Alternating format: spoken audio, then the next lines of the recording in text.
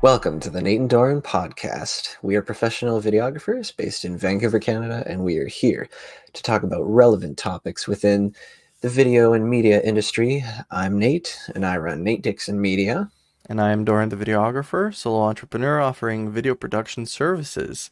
And today we're going to be talking about what is our worth as videographers. We're going to discuss what a videographer should be making, both as an employee to a company, but also as a freelancer. What can a freelancer do about pricing, and what are the differences between the two, employee and freelancer? So, Nate, what's your first thought for employee? Okay, well, this is kind of where I've spent most of my time so far doing video since I graduated from BCIT. It's been as a full-time, 9 to 5 employee for a business, usually is part of a marketing team or like a video team. So yeah, it can be very different from freelancing, as you know, Doran. Now you've spent more of an equal time now with the freelance side and the employee side. But yeah, we can go over some of the things that an employer might be more interested in or care more about than, say, a client that you're doing a freelance contract work for. Yeah, So, what's one of the ones that you've kind of noticed? for me personally, what stood out to me is employers are more interested in your credentials, like your schooling specifically. Did you complete schooling? Do you have a diploma? Do you have a bachelor's in video production or something like that? Employers care about that. Clients do not. Mm. I've been employed for 6 years and I've been freelance for 3.5 now. I have yet and I've worked with dozens of clients, and I've yet to have one ask me about schooling or training or like, where did you learn video stuff? The only thing they ever ask is, how long have you been doing this? And then they look at my portfolio and they're like, okay, and then continue the conversation. However, for as an employee, definitely job postings will either specify like need to have this much education or equivalent experience. Some more open-minded employers seem to be acknowledging experience, at least in this industry. And definitely when it comes down to negotiating or obtaining your desired wage, having the diploma is your ace in the sleeve. Mm-hmm. Yeah, I think it kind of stems from they want like a known quantity. They're looking for reliability, stability. If you've completed a school certificate, diploma, whatever, that just shows that you have that ability that they're looking for. Um, yeah, so I think that's one of the first questions they ask in your first interview. Tell us about your experience and your schooling. Mm-hmm. And it's like this is how they're weighted differently, and this is just my experience. Who knows? Maybe there are clients that have that expectation, and that doesn't mean that if you don't have school that you can't look for work starting with a company. Because, like I said, they might recognize equivalent experience. So one way to get experience would be, I think it's called an internship, Hmm. or like we did this at BCIT. What was it called? A practicum? At the end of the program, we did a 3-week practicum Yeah. So that's part of tied the to course. school, but internship, I'm not 100% on what that means. Do you have more clarity on what internship involves? Well, certain industries, they will look for people usually straight out of high school who are interested in a certain industry, and they'll have internships that you can apply for. At big companies, they're pretty coveted sometimes. There's a lot of competition because, well, one, the networking potential is huge if you can make connections with people that you actually want to work with and you can show your work ethic, then those can be really valuable. Um, but some companies kind of take advantage of interns, I'd say. Yeah. So like if they're asking you to bring all your own gear, let's say you've got a nice camera, you've got a drone, and they're asking you to bring that in every day and like kind of use you for your gear, and you're just like putting shutter counts and draining batteries and you're not getting anything out of it.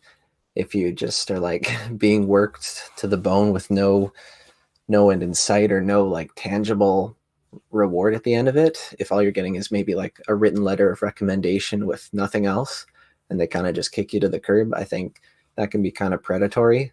Hmm. But again, that totally depends on the company. Some, like the practicum I did with the city of Port Coquitlam, that one led to more work for the city. I made some connections there and did some video for some other local governments as connections. So that was really valuable for me. Mm-hmm. Very interesting.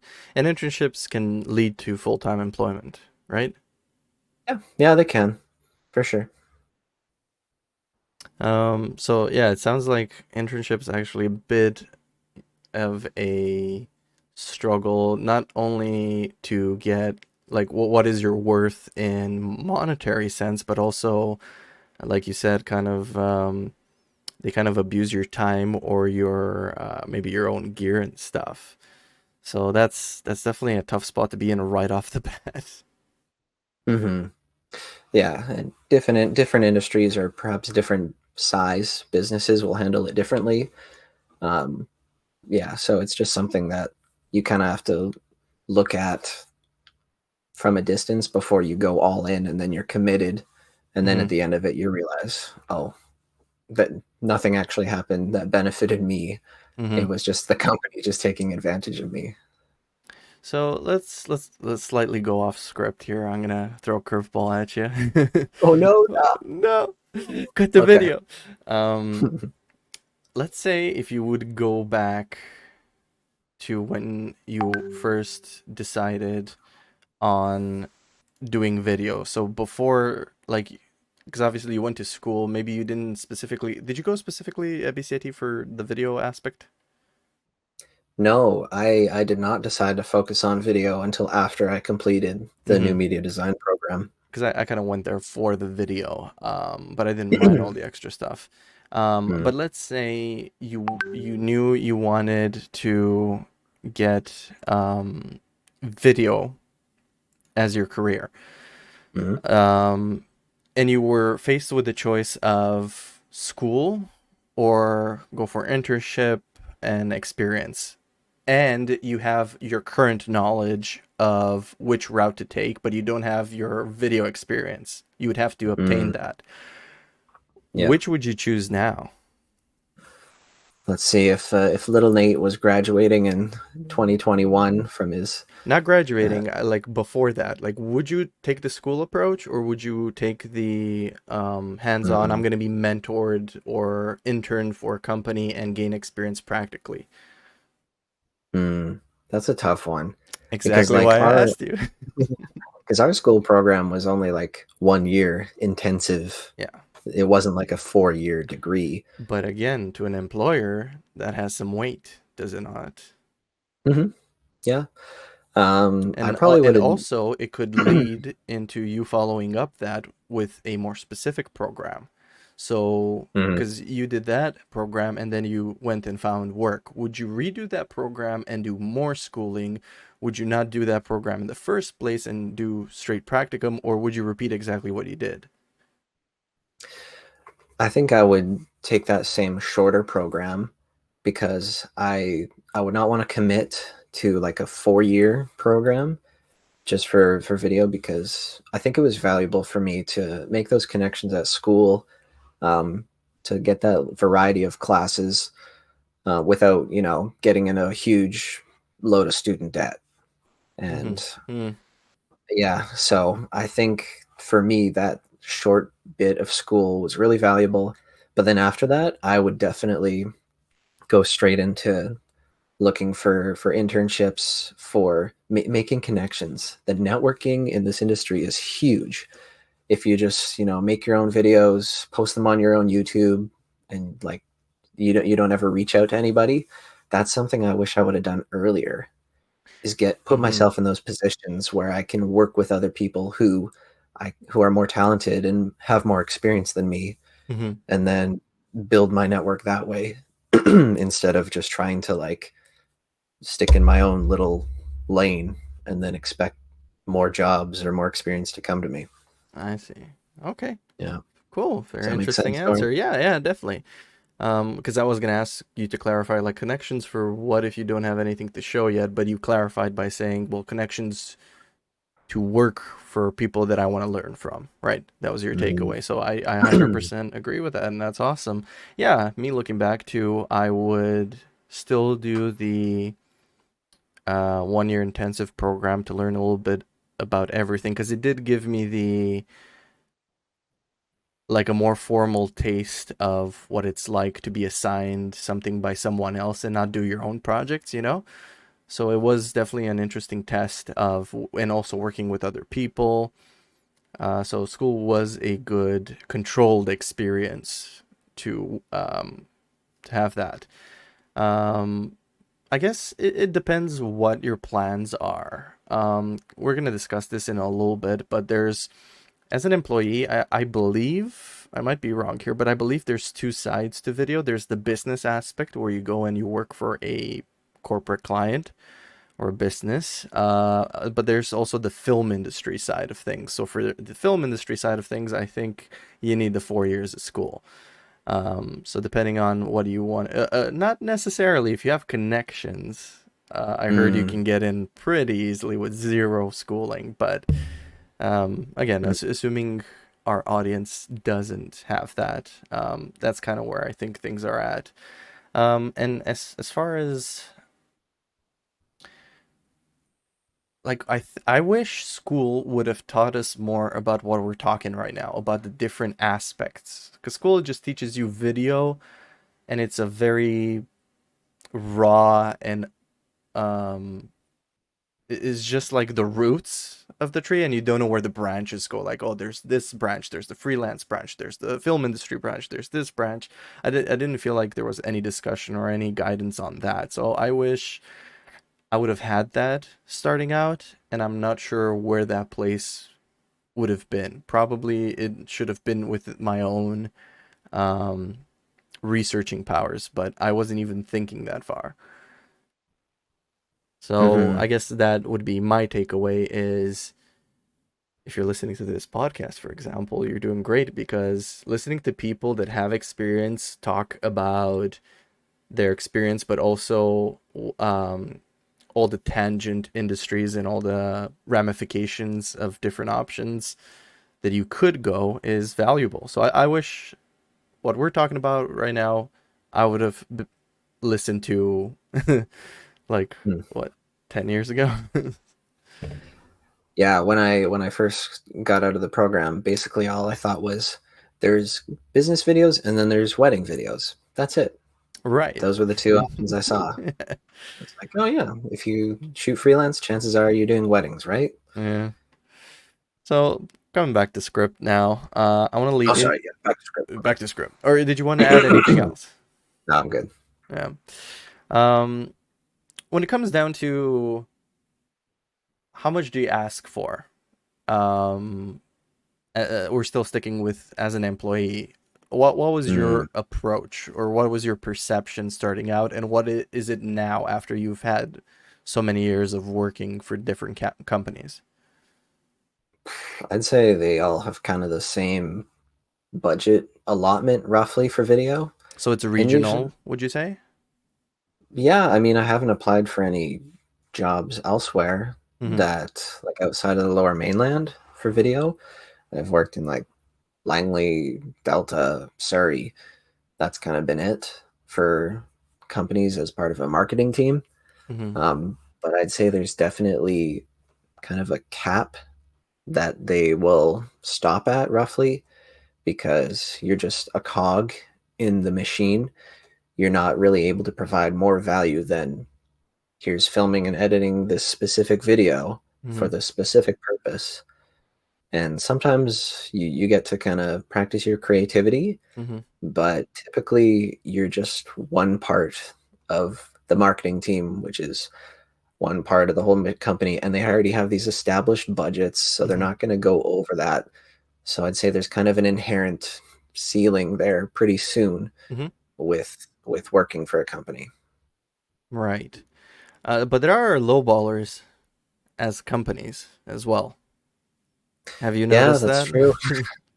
Like they Yeah. expect you to come out of school, have your own gear, and have 2 years of experience, although you're just out of school, and they're paying you barely above minimum wage. But good thing you have that diploma, which they need you to Mhm, have. Like, mhm. no, come on. I actually have some joke posts, I call them, saved up of people offering like like joke. It's a joke offer. Like a But mockery. yeah, from my Yeah. point of view. So I've been gathering them for the last 3 years. So we can maybe, if we have time, we'll look at some of those. If not, All I'll right. definitely make a video about that full length on my channel. Check out my channel. There's the L3 with that. Yeah. Oh, it's just straight down, Nate. You made it. um, One interesting thing that we both experienced because we were both working at the same company when this happened was kind of like when you negotiate your salary raise, or maybe your starting salary. Like let's say it's you just get out of school, you might just take whatever bites just to get your foot in the industry and start gaining experience and a steady Mhm. income, and then you figure out what you want to do. Um, but like for the first few years, I was very comfortable. I wasn't like too money focused. I was just doing what I like to do, so I didn't think about money that much. But then, bills and responsibilities start adding up, and then money gets a bit Mm. more important, adulthood and all that. Mhm. So then, yeah, you start looking at different, like you said, different jobs and different companies within the same region and like your city, and immediate surrounding areas, and you get to see what the average is.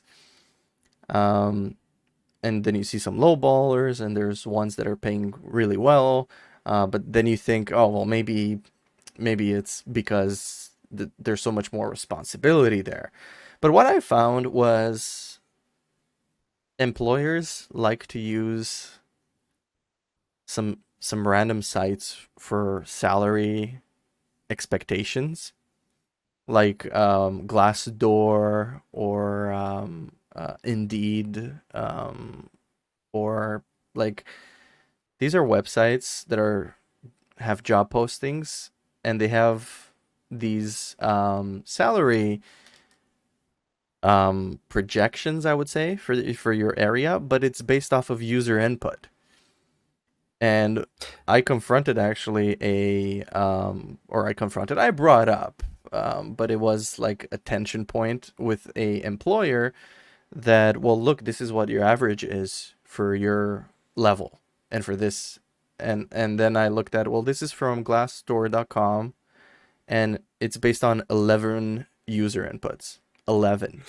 And I bet you they're all entry level people, because the only people that are going to be like, oh, how much salary do I make? And then it asks you, well, input your salary and we'll find out. And I don't think any senior level people are doing that.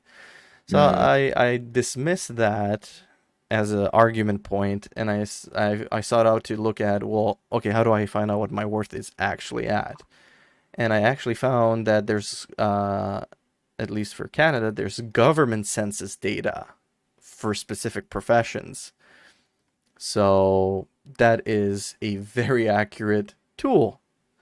So whichever Mhm. area you're living in, try to look for government census data, and it'll show you an actual median or an average of what your industry is actually valued at. And yeah, we were severely undervalued compared to that.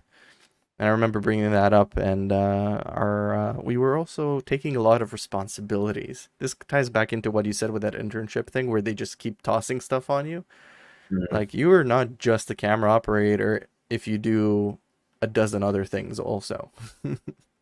Hmm. So like, do you remember a time where you had to like negotiate and argue for your worth?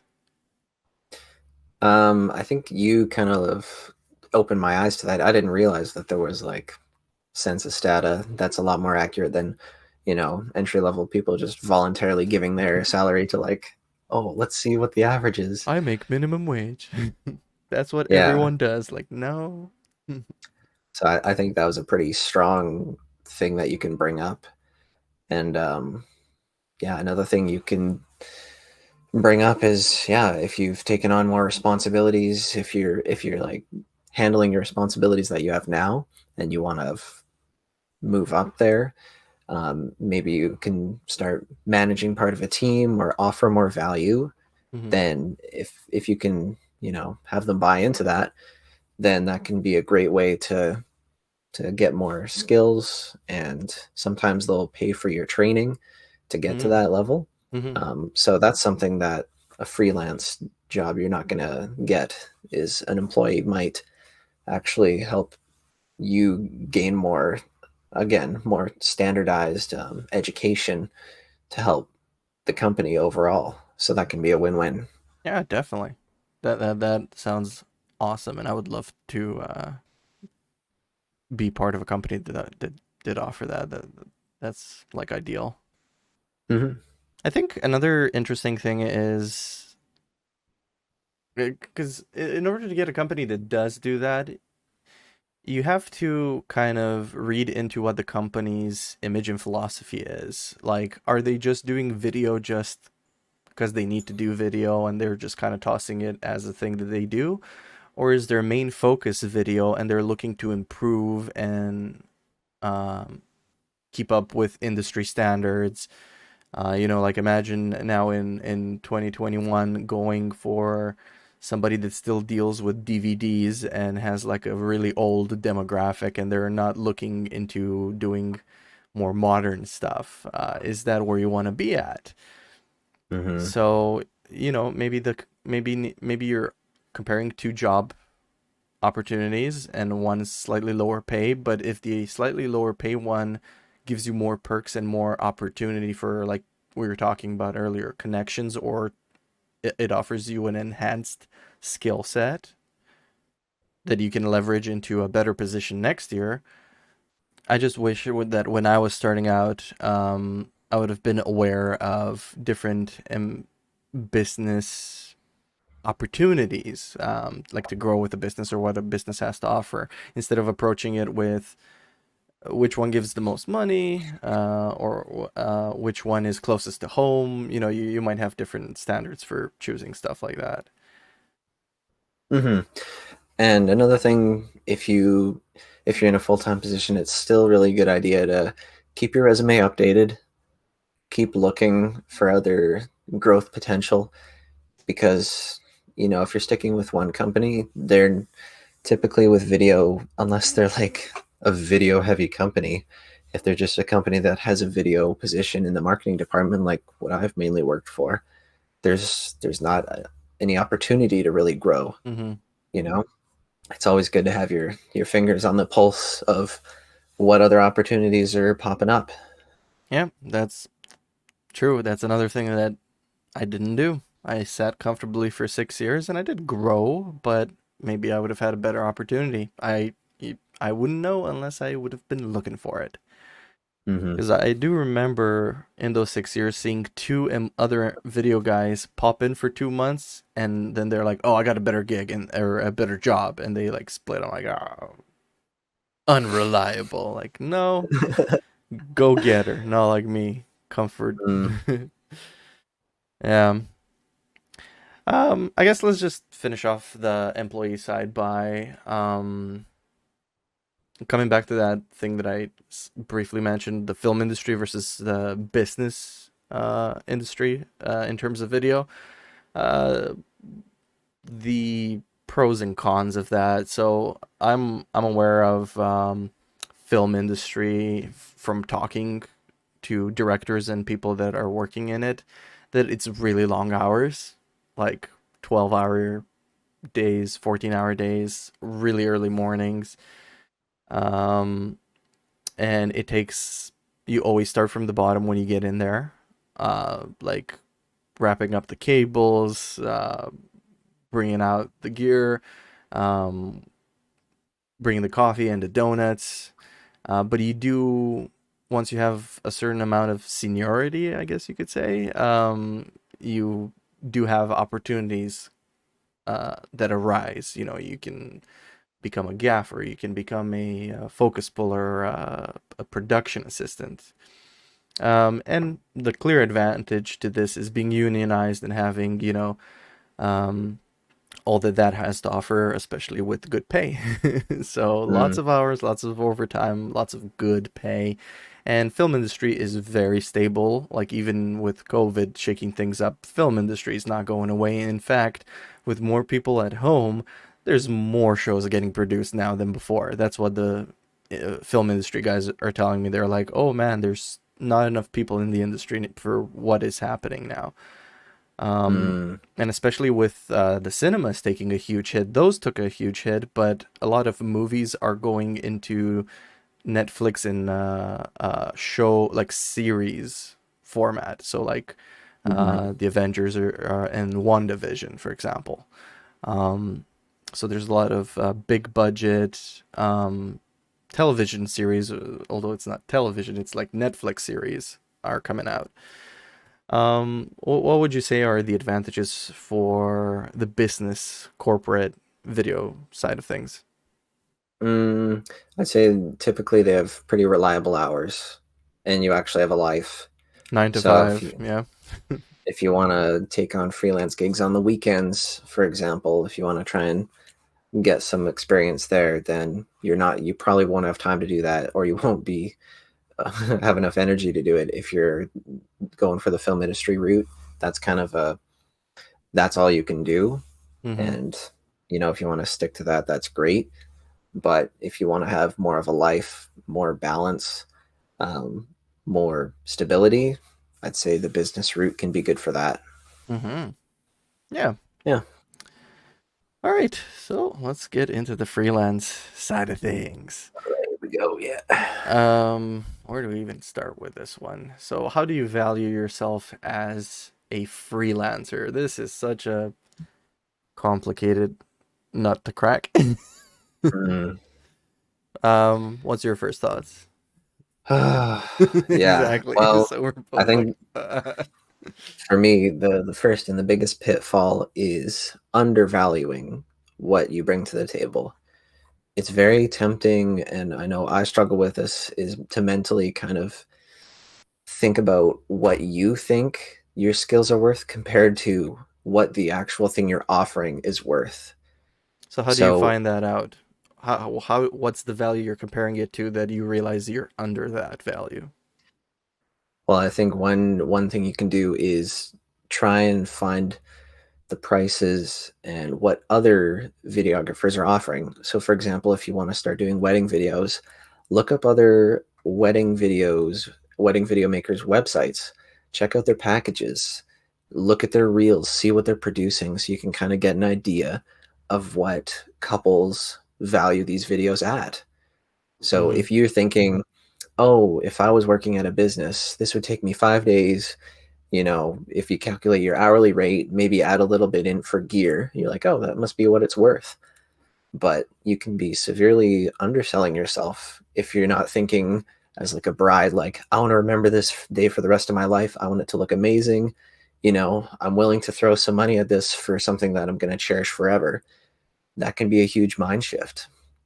Or if you're working for a big corporate client, and they're going to use this video for a giant nationwide marketing campaign instead Mm-hmm. of thinking again that short-sighted, like, oh, this is how many hours it would take me, this is how much my gear would cost to rent, and therefore that's what I think it's worth. Instead, you got to look bigger picture and think they're going to be throwing tens of thousands of dollars towards this marketing campaign. They're going to sell potentially hundreds of thousands of dollars of product or service with this video is worth a lot to them. So they might value that video way higher than you would. So I think that's a big trap that you can fall into. Hmm. Yeah, totally. Um, and here's an interesting similar term but slightly different. So that's undervaluing, and I agree with that. And that is something that I think both me and you can agree that especially coming from an hourly paid position where everything was given to you on a Mhm. plate, like the company has to find clients, they have to provide you the internet and the equipment and the cameras, and you just operate, right? And you get paid hourly just for that. Moving from Mhm. that to, okay, I have to account for my gear, I have to account for my expenses, I have to account for my time, I have to um, account for my talent, which was a really hard thing to quantify. Mhm. It's intimidating at the start Mhm. because I'm like, okay, I was getting paid 28 an hour to do this, and it would take me 4 hours to do this. So I'm like, do I charge $100? Wait, how do I make a living by doing that? Because I'm enduring all of these expenses, and it was really hard to cope with that because I felt like dirty inside for asking for that much money. But this is where the value of having network establishments and connections with other professionals in the industry really helped me understand, like, no, this is the industry, and if you're providing good work then you deserve this, and this is what the industry's at, and this is what valuable clients are valuing. And then they introduced me to the concept of undercutting. So undervaluing, I would differentiate by you maybe not being aware of what your value is or of what the industry value is, and you're unknowingly charging too far too low for it. But undercutting, they explained to me, was now you know what the industry standard is, and if you choose to undercut it, to slightly go under it so that you attract more clients because you're the cheaper guy, you're either going to ruin yourself, you're going to run out of steam because you're not able to pay your bills and keep it up for too long, or you might just undercut the entire industry and everyone's making less money than they could be, um, which was another concept that I was introduced to. As an entrepreneur, you're starting your own business. The point is you're doing it for profit. You're not doing it for bare minimum survival. One guy put it very eloquently, saying, if you're aiming with your company to make as much as you did when you were an employee, then you're not running a business. You're running your job in a different form. You're just an employee or you're that level. But being a business owner, successful businesses go above and beyond and expand and, you know, they grow. So, what do you want to be? Do you want to plateau to where you were at? Or do you want to be a successful business owner that grows? And that was really, really hard to swallow and digest. But I think after my first year of freelance, I really understood it after I saw all my expenses adding up. Mm. And I actually have a little spreadsheet here. I'm not going to bring it on screen, but I do have it off screen. And just my insurance and my software, like Google Drive, uh, uh, Adobe. e-signature with Adobe, and Creative Suite, stock sites, and a couple of like business networking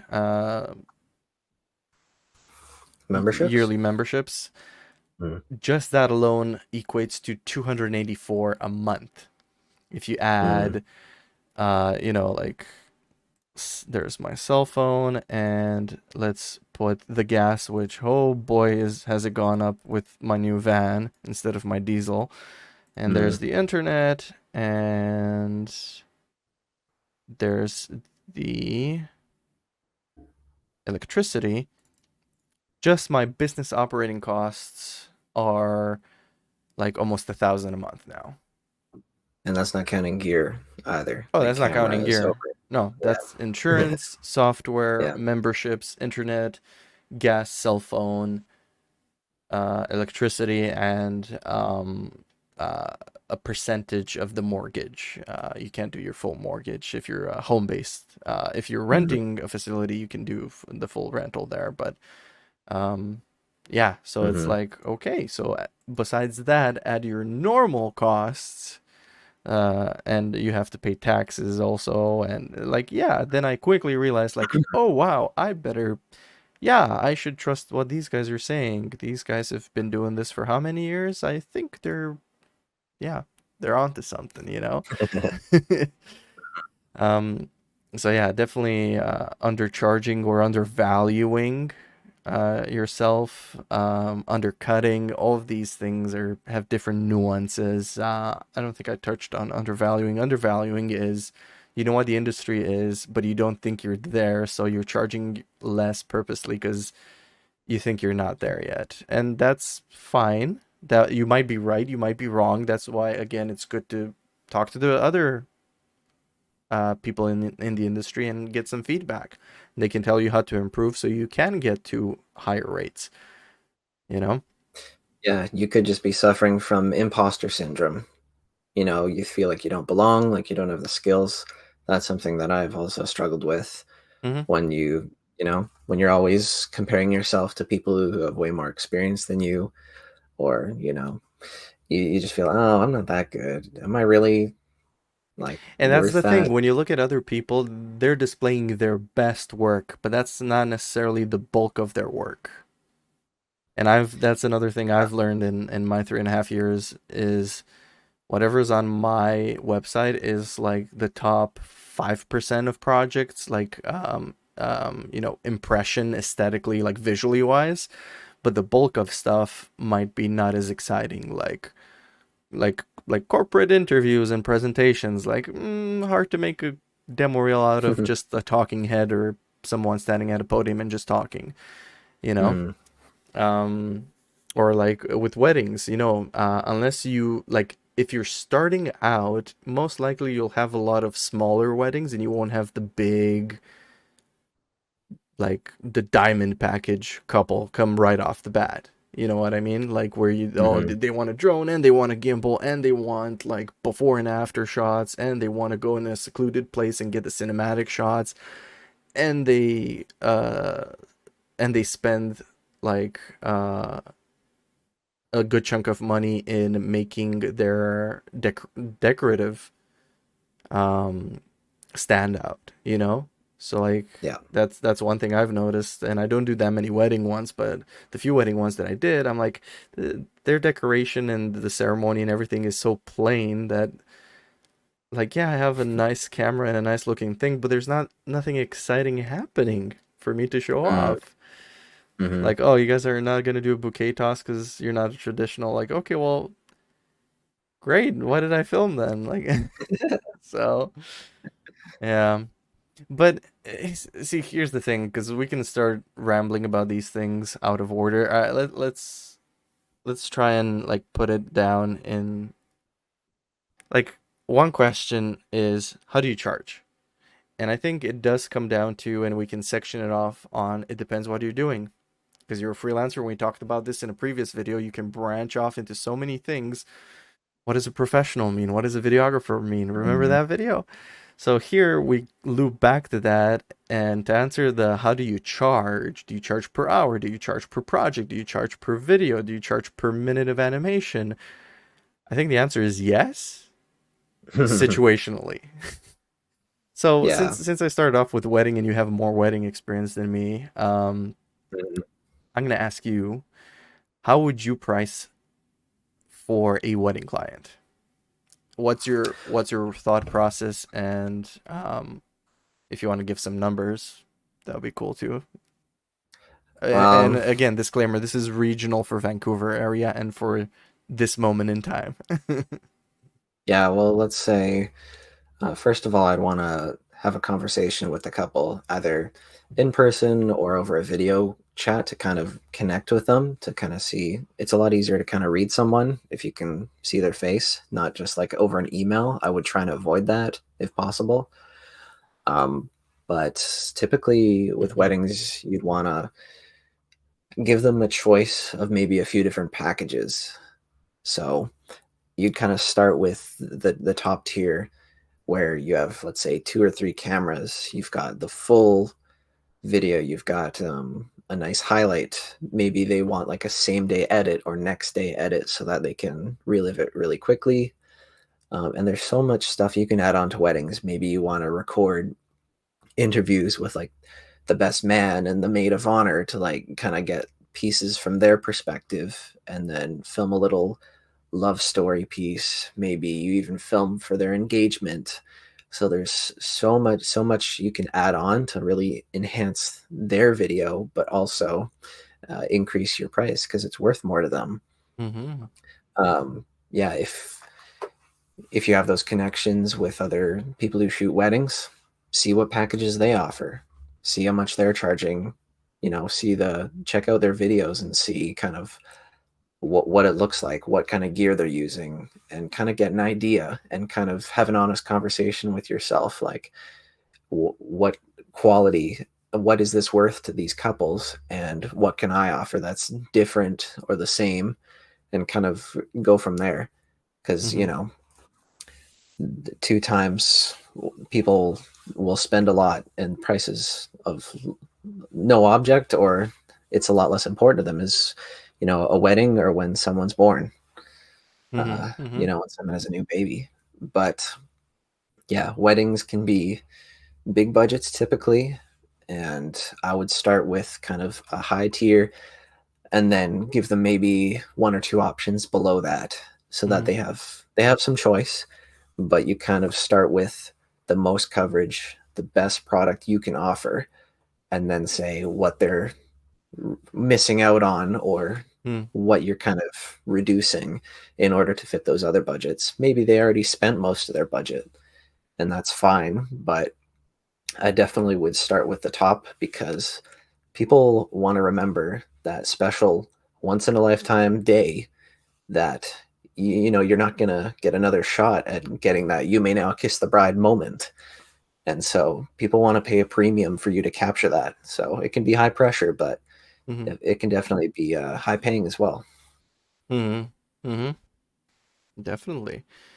Um, do you have wedding packages set up on your on with your business? No, I haven't really focused on weddings. I've Mm-hmm. done like second shooter for a few people, and edited a few wedding videos. That was actually the very first gig I got out of school, was editing Indian wedding videos. Mm-hmm. So that was interesting. I kind of learned about all the different events that Indian culture has tied to their weddings. There's like it's not just the main ceremony; it's many days of celebration and stuff, and they really go all out. Mm-hmm. So that can be huge. So I did a lot of editing for the few months that I was there. Mm-hmm. So hypothetically, if you would get a wedding inquiry right now, what would your response be? Would you come up with a package, or would you just pass it on to your connections that do specialize in wedding? I probably want to try and talk to the couple to see what they want, what they're expecting, and if it's something that I can handle.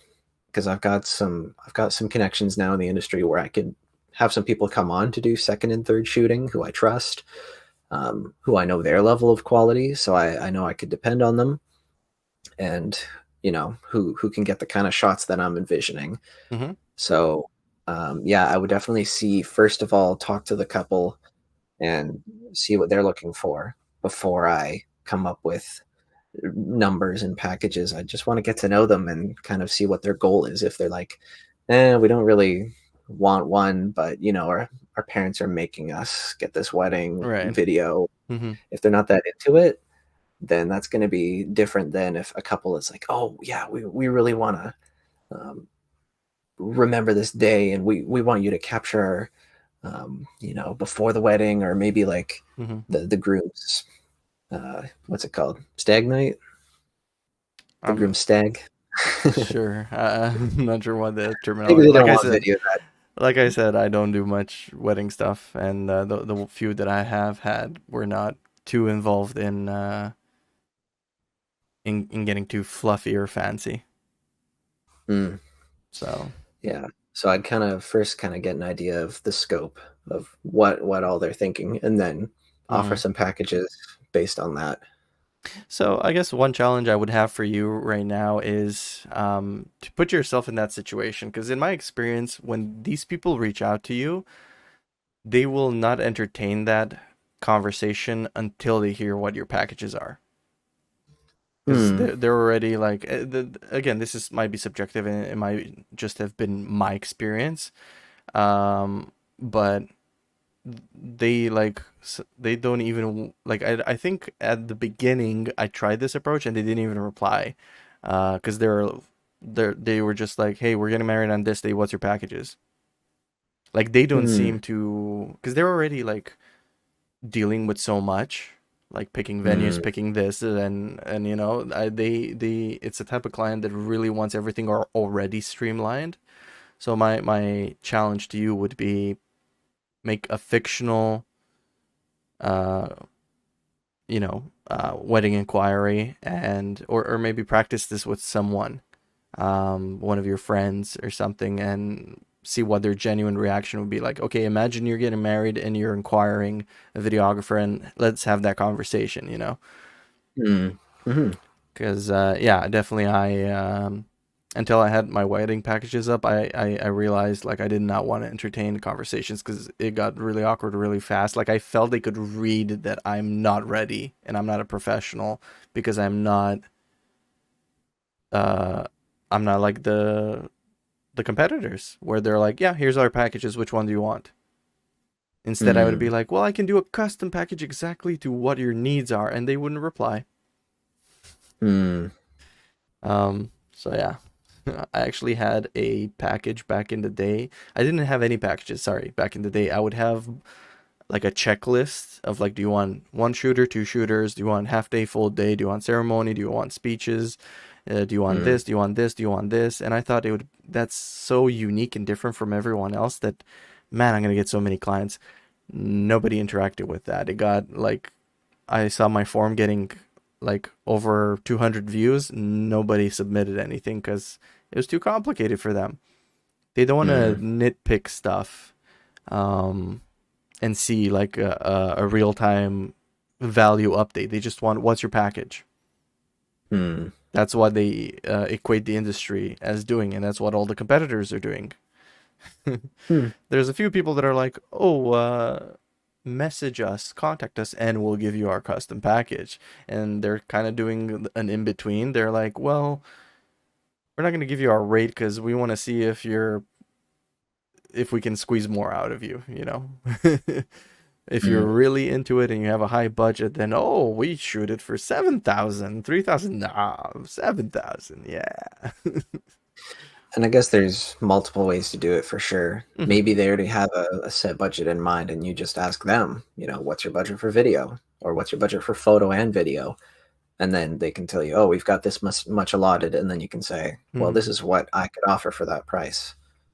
Yeah, that would be a different approach for sure. But again, your competitors are not doing that, so I'm not sure how they Hmm. would perceive that. Um, and this kind of comes back to what are you worth? Are you worth what your client's budget is? If you're low on money, I would go with that approach. But ideally, let's say you want to specialize in doing just weddings. Okay, how many weddings? When is wedding season? It's for 5 or 6 months between like April and September, let's say. Okay, how many weddings? Like, let's assume weddings are only in the weekends. Okay, so you can do one wedding per week. How many do you need to do? Like, you can calculate how many weeks that is, assuming you get like, let's say 60% of those weekends full at the start. Okay, how much do you need to charge to make? How much you need to make to pay off that 1,000 a month? That's just your business expense plus your entire life Hmm. needs, right? So you can get to those Hmm. numbers that way in order to make it sustainable. Unless Hmm. for the other half of the year you do corporate stuff. So again, there's so many branches that it's up to Hmm. people to figure it out. We're just giving as much as we know. Hmm. I definitely wouldn't like. I know a few wedding people that they do only weddings and they film and edit like crazy for 6 months and then they take vacation for 6 months because they made so much money.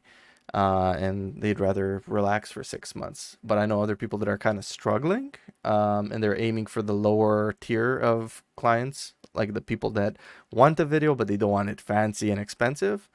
Those people, for the rest of the year, they do either they get a full-time job, or a seasonal job or a contract job, or they do corporate gigs if it's picked up. But yeah, Mhm. that was specifically weddings. Um, why don't you ask me one? Give me a scenario, and I'll try and reason out my pricing for it. Okay, let's say the BC Lions football team Mm-hmm. comes and visits Dorin the videographer's website, and they say, "We want you to film weekly practice sessions of the players. Let's say it's a couple hours a week. You drive into Vancouver, you film them, and then at the end of the season, we want you to edit it together into like a documentary style video. So it's got them training. Maybe you film some interviews with the players and the coach, and then it wraps up at the end of the season. So I actually don't know Mm-hmm. how long the football season is in the CFL. Right, right. Because that's what I was gonna say. Like, you gave me a really, like, this is like a full-time commitment. So let's an NBC Lions. Like, don't give me the, like, if you want, like, what am I gonna say? Like, I'm gonna charge them through the roof. They're BC Lions, right? So how about you rephrase that into something more that a beginner would have to deal with? Okay, okay, sure. Okay, a local hockey team Mm-hmm. is playing, and let's say they play from like October to April. Um, Mm-hmm. they want you to film all their games. Let's say they've got one game a week, um, and they want you to film all their games and then put together highlights of each game. And so you've got a weekly recurring thing where you're editing just the highlights, Mm-hmm. and then you give them just that. Right. So off the bat, because it's a recurring thing, they would probably be interested in a discount right off the bat, and which is something that I do for recurring work, right? Um, as far as how would I charge for that, it would come down to here. There's no real looking at competitors, because a lot of the sports videographers that I've looked at, just show their work and say contact us. So I don't know rates really. So I default back to, okay, what's my what's my normal rate for corporate, let's say, Mm-hmm. which is my half day rate or my full day rate for filming, plus my gear, a package for the day, plus how much editing is involved. And if it's a recurring thing, it sounds like it would be in a very predictable and set format. Like, oh, give us a 3 minute highlight video for each practice, and also give us the full raw video for scouting purposes or for coach per review purposes or Mm-hmm. whatever. So at that point, I would charge per project for the editing. So I would give them an all-inclusive package. Um, yeah. So numbers wise, that's like a lot of stuff to add up. So I would need to pull up my actual sheet to look that up. But basically, I would sum it down to, after you figure out what you want to do as a half rate and a full day rate for filming, and what your gear rate is, depending on your gear, plus what you want your editing rate to be. Like, I would estimate, like, okay, how long does it take me to do this? Um, let's say uploading the footage takes an hour, and sorting the project and all of that, and the highlight video takes, I don't know, um, takes me like 4 hours to do.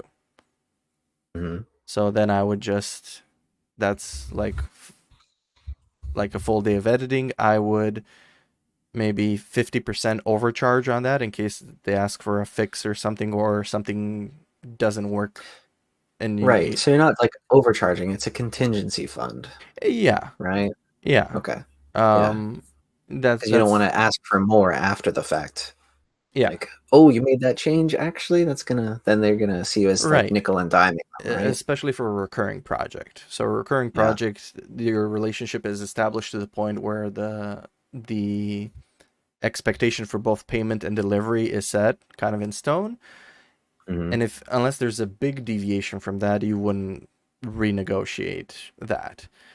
So yeah, that's how I would approach that, and that would be awesome to get right off the bat. I'm just gonna go into a side branch of this Hmm. scenario. Let's say it's a one-time thing, like hey, um, we're doing a whatever. Like let's say because of COVID, the parents want to hire, they all want to chip in and hire a videographer to film the finals of this junior league or whatever. Hmm. Then for that, because it's a one-time thing, I would double the editing rate. As you said, like a contingency, like okay, assuming it's gonna take me one full day to do them a highlight and give them the raw, because it's 2 dozen parents, they might ask for something extra. So I'm gonna just Hmm. anticipate that and just double it, just in case, because they might be like, "Oh, can you like send me my son's goal? My son is player number this, and they scored. Can you just give me that 1 minute clip?" It's like, okay, I gotta redo this. I gotta look for it. You want me to also put his name in text? Like, if it's small little things, it's much easier to get a client going when it's like you don't renegotiate the project. Like, oh, it's gonna be another $50 to do that. Like, okay, well.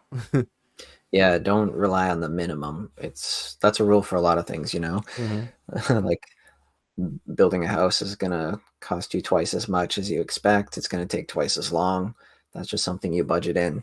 So for your Mhm. editing, if you think it's gonna take you 4 hours or a half day, budget a full day because chances are something's gonna take longer or they're gonna have extra edits. Mhm. And if you don't have that built into the contract, like oh, any significant iterations is going to cost you this X amount more. If you Mhm. don't have that, then you should definitely budget for having that extra time Mhm. to edit those changes.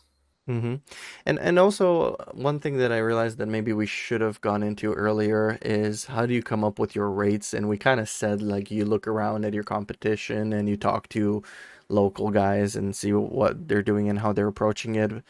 Um, and I briefly touched on the wedding thing on, well, that's a very clear like, okay, it's happening every weekend in this time period, so how many do you need to do in a year?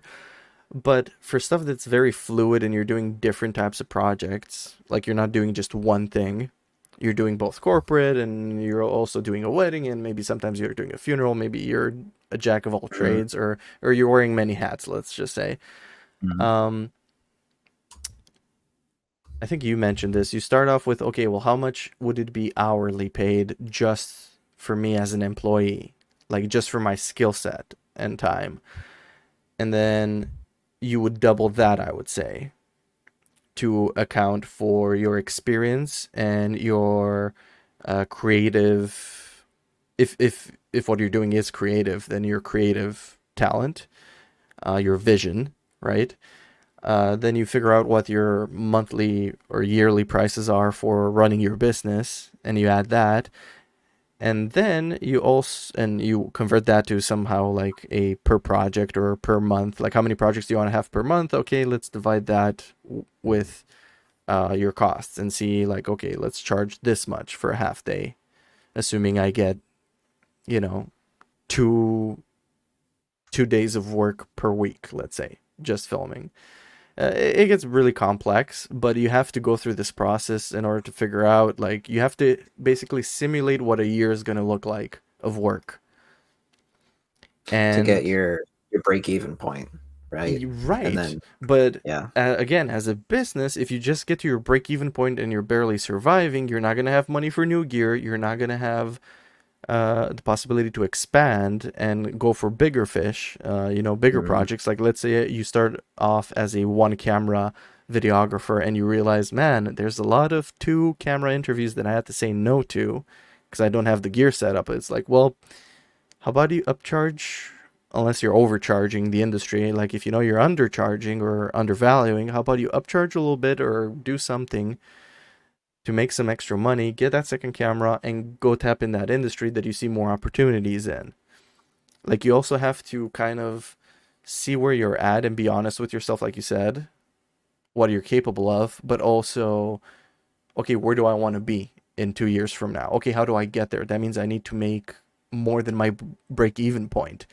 And this, the reason why I went on this whole spiel was because that's kind of what I was, that's why I was doing the, okay, if it's a one time thing and it's a fixed sum, my estimated hours, I'm going to double that, because if I'm really good and I don't make a mistake and no surprise edits come, then I've made profit based on how much time I spent.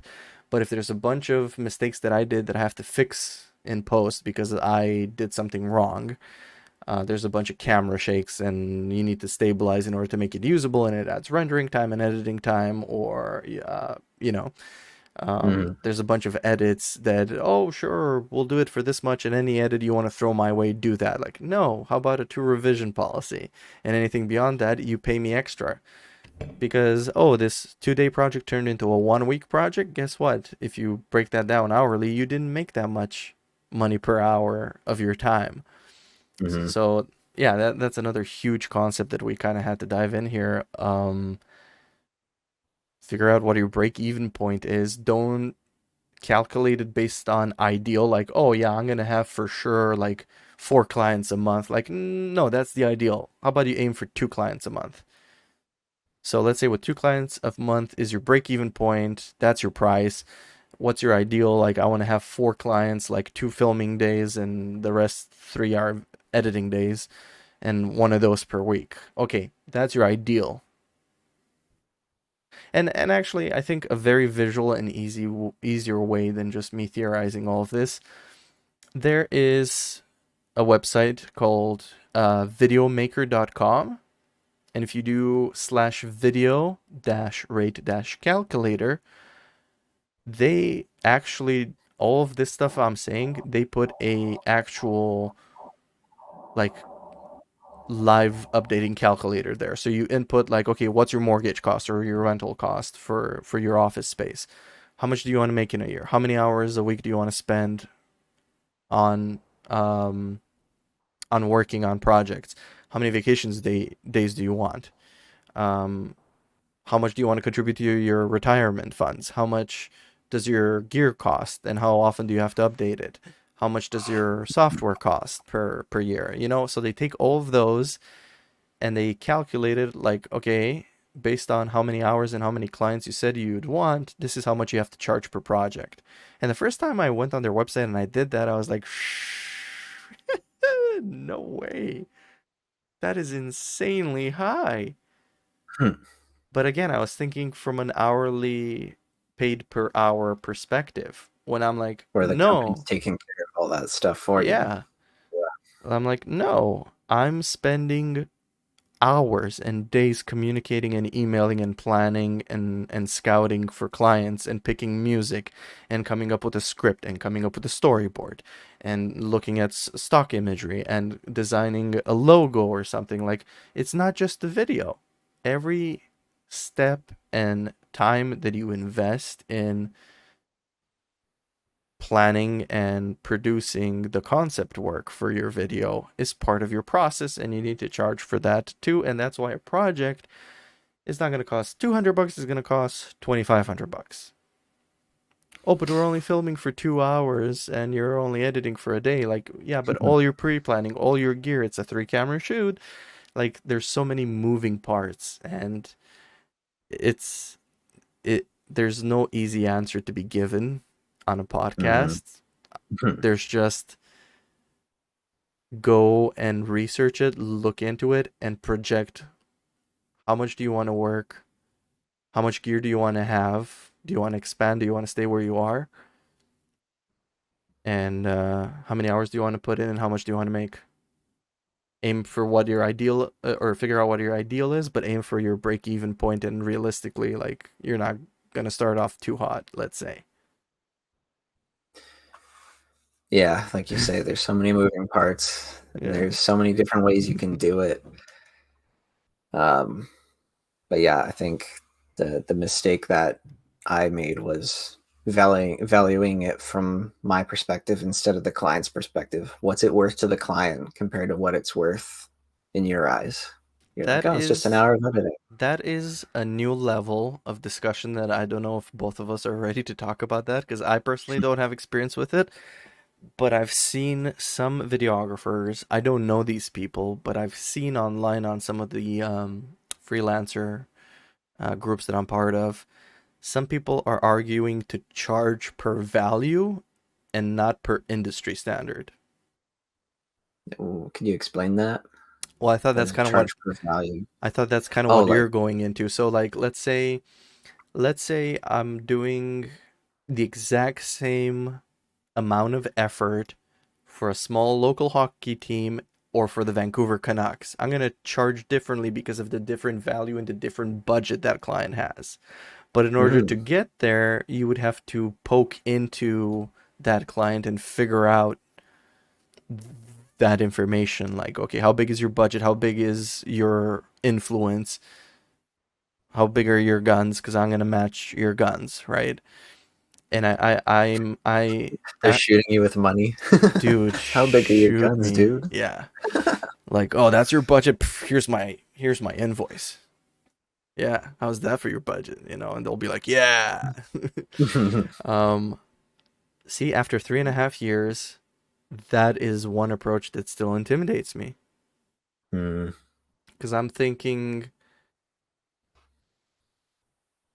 like that can backfire on you. Like you can lose that client if you like overcharge or if they perceive you as overcharging. Like, oh Yeah, well, it's we got something. like if they get three quotations from other professionals that are doing industry standard, and then they get a quote from you that's value based, and you're like, well, I'm not going to quote you 3,000. It's going to cost you 13,000 to do that.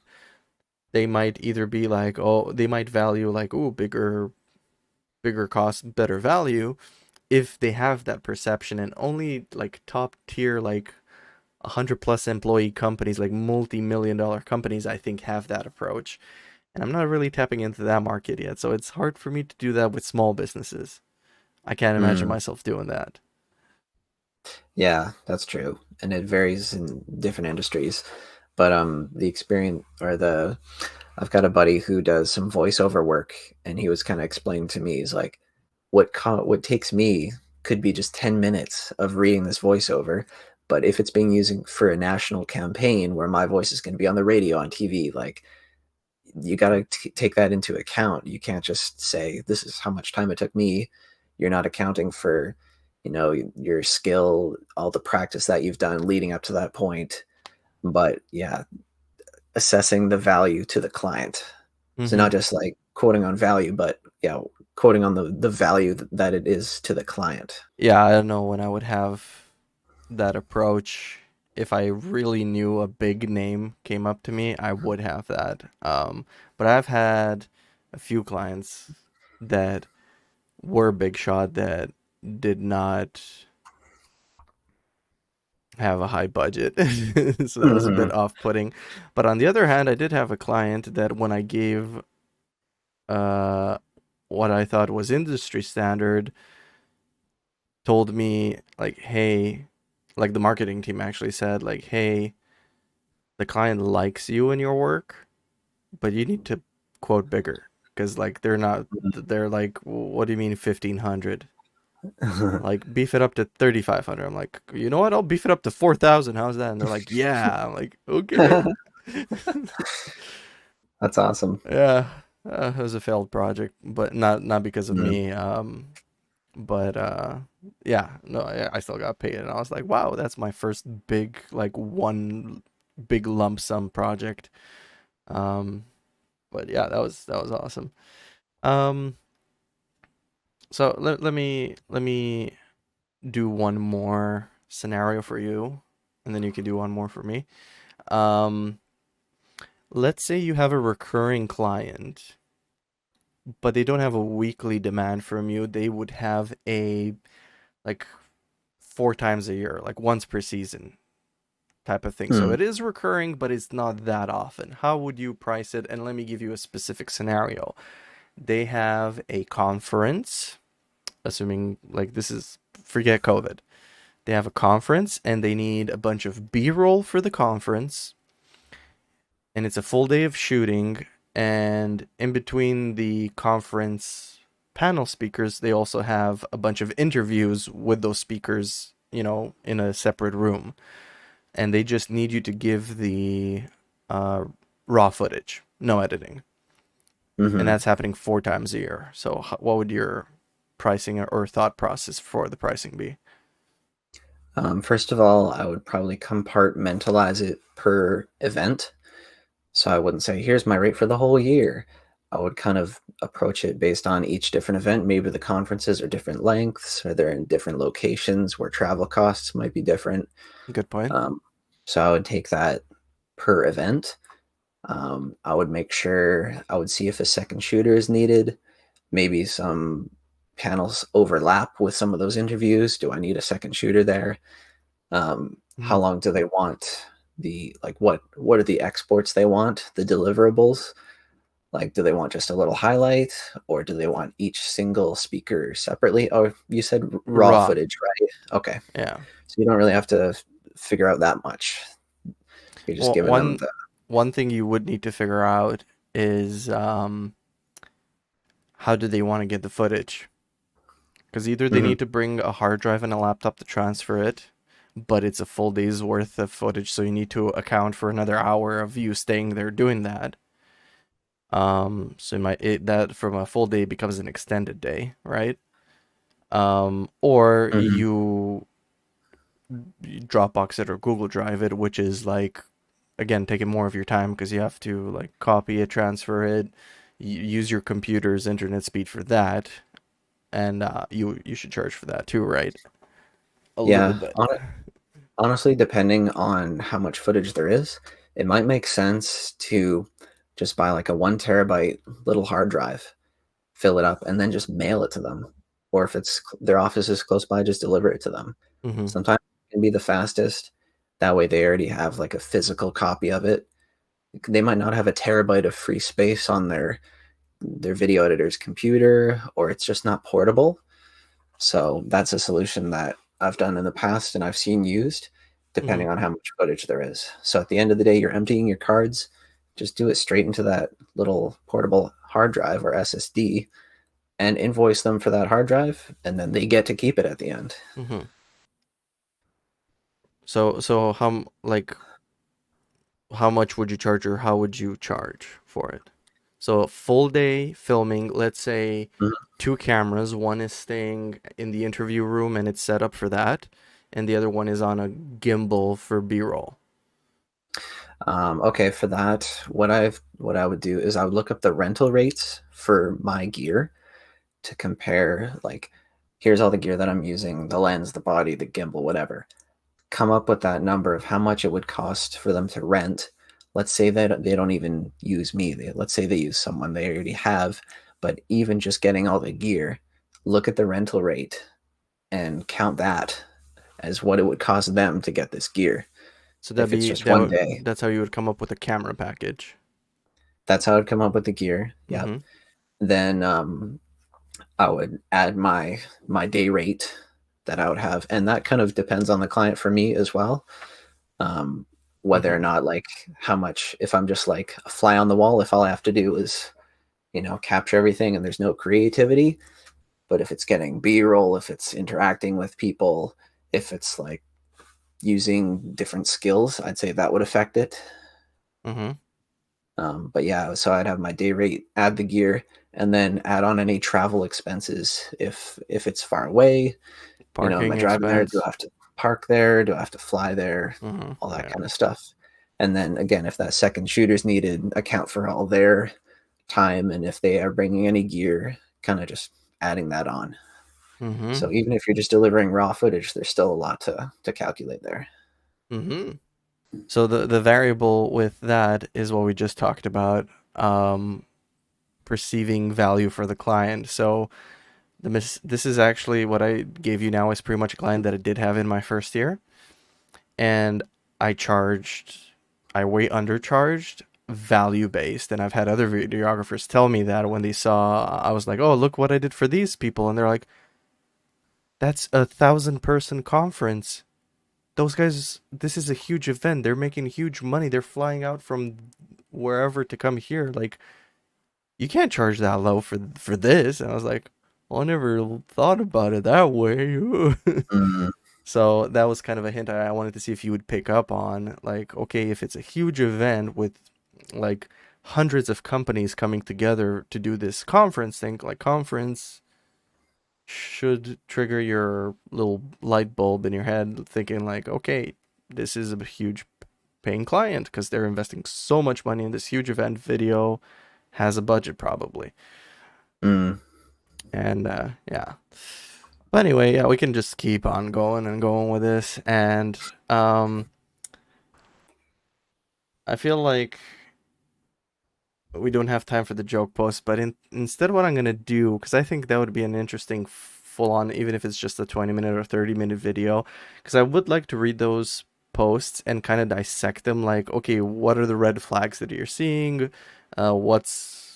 What are questions that you would anticipate being a talking point or an issue or something that they're avoiding that you can decipher from it? Because like Mm, they're not just like, oh, I don't like the rates. Like, no, I picked ones that are like their wording gives a lot of information. So I really want to dissect that, and I think it would be a really good example case for people that want an example of like, okay, what is something that is proper and what is something that I have to watch out for? Because sometimes they're worded in a way that if you're not aware, you can get caught in their little mm, web of empty promises. mm. But yeah, that was definitely a huge topic that we covered here that I feel like there's just so much more to talk about, but we gave it as much that we could, and we're still learning certain things. Um, so yeah, any closing thoughts, Nate?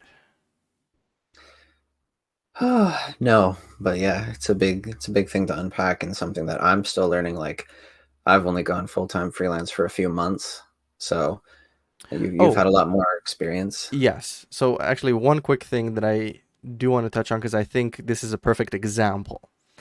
Because my Mm, first year, I kept with really low rates and undercut, or actually, no, I would say I would undervalue myself, knowing the mm-hmm, industry rates. I'm like, I can't just charge this. Um, and you, like you said, for the last 3 months, have directly gone to higher rates. And this is the thing that pushed me to go higher rates was being surrounded by these videographers, us talking about rates in industry and undercutting and undercharging and undervaluing. And they said, I know, I've been there. And when I decided to risk it and up my rates, and I thought I was going to lose all my clients, I got more clients and with proper rates. And that's how I grew. And everybody agreed to that. And I'm like, that just seems so impossible for me. Like, yeah, mm, you might lose your current clients that are used to a certain rate and they might not want to pay like 50% more on that or double, depending on how much you were undervaluing or undercutting yourself. But yeah, I have to agree now. I am dealing with different client budgets and mentalities now compared to a year ago, and I would never go back. And if I would have this knowledge 3 years ago, I would have jumped here straight away because I am convinced now of my value and of my potential and I of me deserving these rates for the quality that I'm producing. yeah. So that was something that I tried to learn quicker than you, I guess, was trying to, um, yeah, not be afraid to charge more than maybe you think you're worth, because chances are you're worth that and more to the client. You're providing all your years of skills, your school, your gear, all that combined makes you a really valuable asset to a company or to something. And so we can kind of be short-sighted, and that's something that we can really focus on. So, and then once you work with some clients that will, you know, not bat an eye, or, you know, understand the value you're providing for them. Like you said, you kind of felt dirty trying to charge more, but Mm-hmm. that's something that you're doing to yourself. It's in your mind. it's not reality. It's not value based on what the client sees. So that can be a big confidence booster. Is when Mm-hmm. you charge those bigger projects, you feel more. I've got a piece of glitter on my shirt. Well, because your idea is sparkling, Nate. I like it. Twinkling. Um, yeah, so to really to make it as a videographer, to make it a living, and to invest in yourself and your future, and keep providing more value to your clients, you need to charge more than maybe you originally think, Mm-hmm. and that's being networked with other people in the industry can really help with that. Yeah, that's a great way to wrap it up, Nate. And I just realized with you saying that, it just clicked to me. The fear that I had with the hour going from hourly to per project, that same concept is applying here. I'm thinking, oh, I need to spend this many years in this company to grow. And as a freelancer, you assume like, oh, I just started. I can't be that good and charge that much. No, you can. If you can deliver quality and if you can display professionalism, you can. And I'm really happy for you, Nate. And yeah, I hope your freelance continues to succeed and pick up because yeah, it's a great place to be in. And Mhm. yeah, I think we'll wrap it up for the video on this topic. We will do maybe the next video we'll do on some example posts just so it's the concept's fresh for our viewers. Mm. So stay tuned for that one coming up next, and leave, as always, leave a comment or a message about what topics you would like us to talk about on the podcast. I'm getting tired and my mouth is getting dry. We got to keep the Yeah, format shorter, but yeah. topic was just too juicy to give up. Oh, yeah. And be sure to subscribe to not miss an episode of the Nate and Doran podcast. You can find us on YouTube, Spotify, Apple Podcasts, or whatever you use to listen to podcasts. This has been Nate and Doran. Thank you for watching and listening.